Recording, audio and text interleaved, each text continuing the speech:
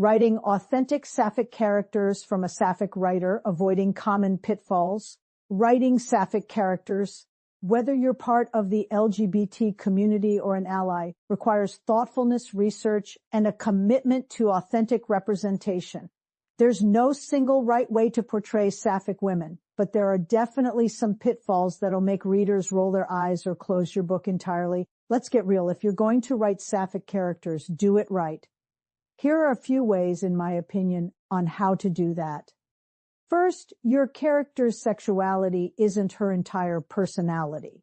This is probably the most common mistake I see, and it drives readers absolutely bonkers.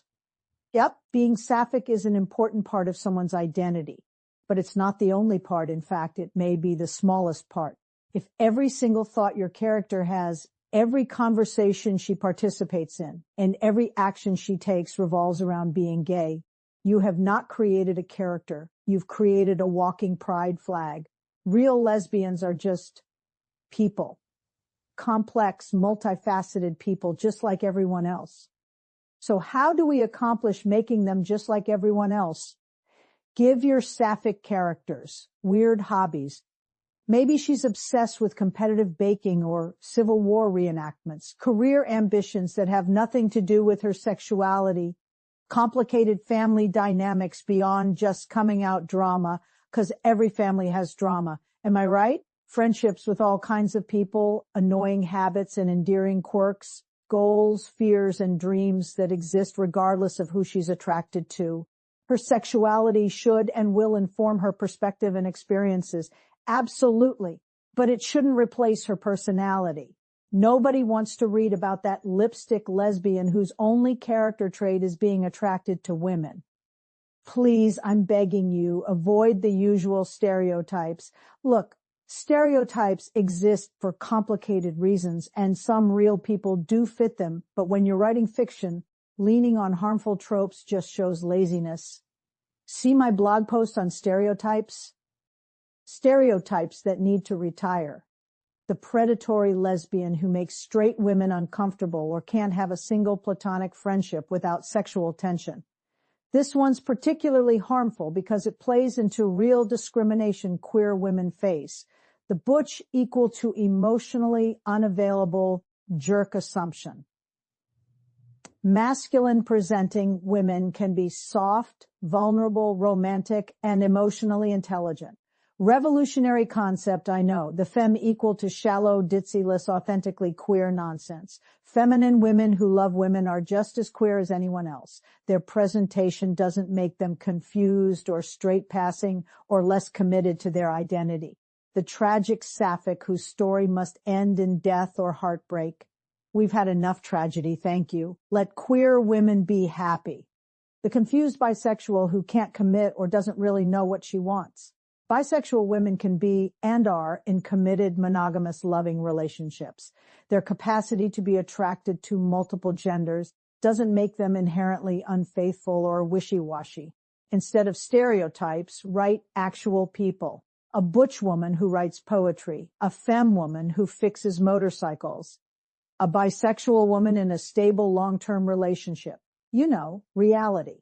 Here's the thing. A lesbian is exclusively attracted to women. If your character identifies as a lesbian, she's not attracted to men, period.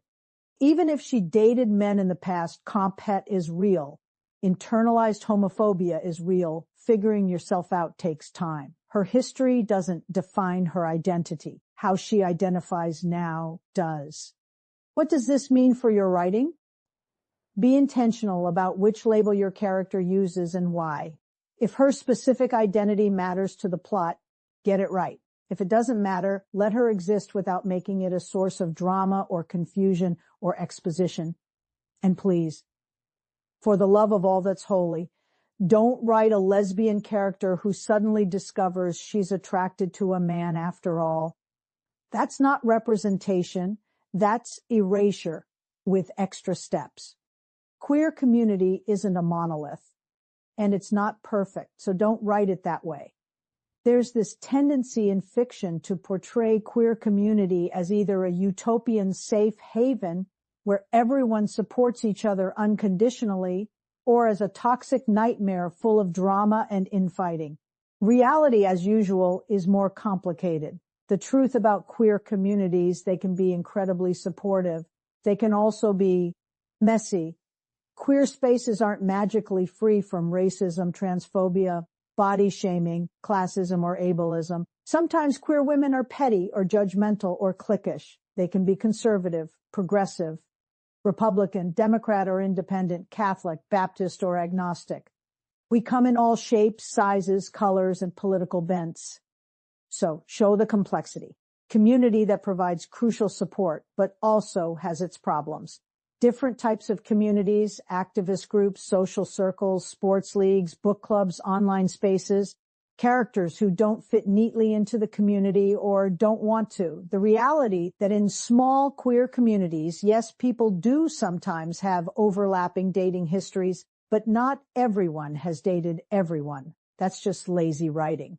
Also, not every Sapphic character needs to be deeply embedded in queer community. Some women are isolated by geography or circumstance or by choice. Some are introverted. Some are still figuring things out. That's valid too. Write attraction like you mean it. Physical and emotional attraction between women deserves the same specificity and care as any other romance. But somehow, writers often get weird about it. The problem, some writers hypersexualize Sapphic, think porn, relationships in a way that feels like it's written for straight male audiences. You know the vibe, or they write it as so chaste and ethereal that you'd think the characters might dissolve if they actually touched each other. The solution, write attraction with specific sensory details. What does this particular character notice about this particular woman? Not just she's beautiful, though that's fine as a starting point, but what specifically catches her attention?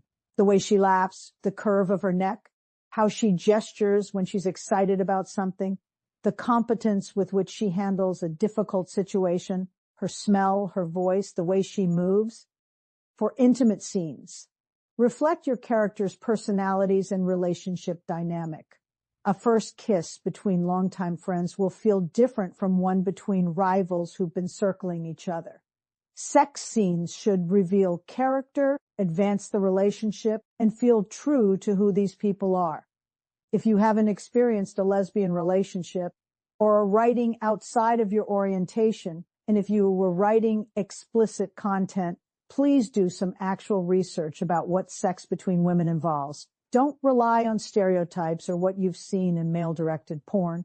Read a Sapphic romance. Talk to queer women if they're willing. Make it realistic. And for God's sake, treat Sapphic intimacy as exactly as real and valid as any other kind, not less. Not as a phase or experimentation. Make it real. Make sure you follow and subscribe. Thanks for listening, you magnificent beasts, and I'll see you next time.